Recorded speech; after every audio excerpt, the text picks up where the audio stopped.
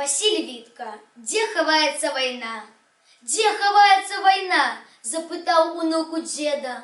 Хто його, онучок, зна? Одним словом, дед не ведав.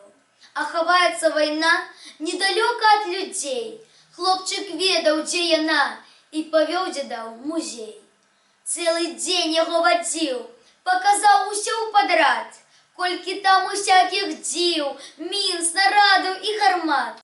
Есть землянка, дот і дзот, танк з червоною зв'яздою, а на древі кулемет, як буслине гнездо. Кликотали там бусли, что земля гула вокол, показав унук малый деду мінський котел.